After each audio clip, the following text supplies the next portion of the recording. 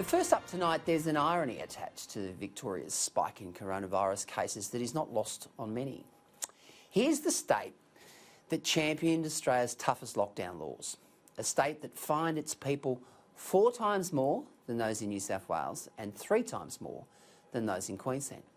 It stopped golfers from doing their thing, stopped fishermen from doing their thing, as other states allowed these people to continue, albeit with strict social distancing laws. And yet here we are, almost July, and which state is Australia's worst performer when it comes to keeping a lid on COVID-19 cases? You guessed it, Victoria.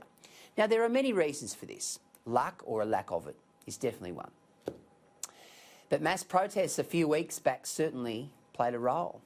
Not so much in the community transmission aspect from the protests, because we know that that was small. It was the look, it was the messaging, it was the implication to people that this was all over, that we could get back to normal. People became complacent, and cafes and restaurants, quite rightly, started rolling out the red carpet. But the omnipresent plague of COVID lay in waiting, ready for the next spike, and here it is.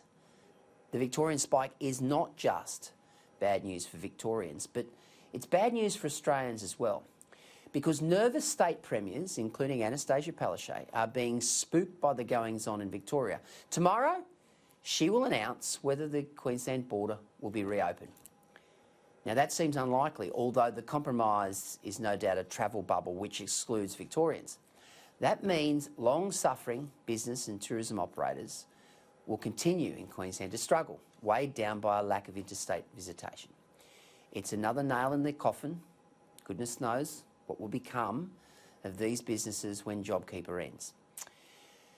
Palaszczuk must end the border farce and get on with the job of rebuilding Queensland's economy. Nobody ever said we would eradicate COVID. Only a vaccine will do that.